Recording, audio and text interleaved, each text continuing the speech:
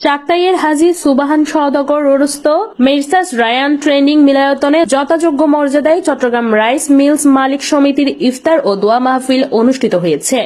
সোমবার 2 মার্চ সন্ধ্যায় এ অনুষ্ঠানের আয়োজন করা হয়।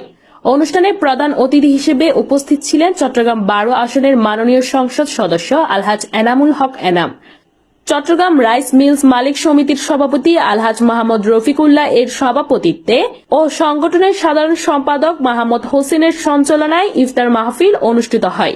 অনুষ্ঠানের শুরুতে পবিত্র কোরআন থেকে তেলাওয়াত করা হয় এবং রমজানের তাৎপর্য নিয়ে আলোচনা করা হয়। প্রধান অতিথির বক্তব্যে আলহাজ এনামুল হক এনাম এমপি বলেন, আগামীর বাংলাদেশ হবে চাঁদাবাজ মুক্ত বাংলাদেশ। এখানে কোনো সন্ত্রাসী বা অন্যায়কারীর ঠাঁই হবে না। তিনি ব্যবসায়ীদের উদ্দেশ্যে বলেন, যেখানে অন্যায় দেখা দেবে সেখানে ব্যবসায়ীদের ঐক্যবদ্ধ আন্দোলনের মাধ্যমে তা প্রতিহত করতে হবে। তিনি হুঁশিয়ারি উচ্চারণ করে বলেন, অন্যায়কারী যেই হোক না কেন তাকে কোনো প্রকার আশ্রয় প্রশ্রয় দেওয়া হবে না। ব্যবসায়ীদের নিরাপত্তা ও সম্মান নিশ্চিত করাই হবে আগামীর মূল লক্ষ্য।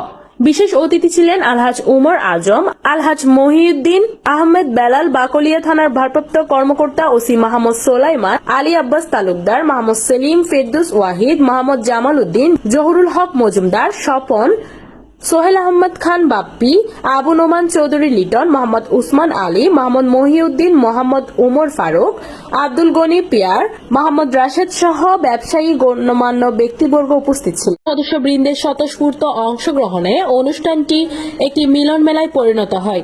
ইফতারের ঠিক আগ মুহূর্তে দেশ ও জাতির কল্যাণ, বিশ্ব মুসলিম উম্মার শান্তি ও ব্যবসায়িক সমৃদ্ধি কামনা করে বিশেষ মোনাজাত ও দোয়া করা হয়। শেষে উপস্থিত সকলে একসাথে ইফতারে অংশগ্রহণ করেন। আপনাদের ব্যবসায়ী হিসেবে এই ব্যবসায়ী কেন্দ্রকে রক্ষা করার দায়িত্ব আমার। এই ব্যবসা কেন্দ্রকে রক্ষা করার আপনারা ঐক্যবদ্ধভাবে অতীতে যেমন যত সন্ত্রাস চাঁদাবাজ নির্মূল করার জন্য আপনারা যেমন অতীতে ঐক্যবদ্ধভাবে প্রতিরোধ করে তুলেছেন, আগামীতেও ইনশাআল্লাহ রমজানের পর আপনাদের সাথে নিয়ে আমি এই সন্ত্রাস নির্মূল করব।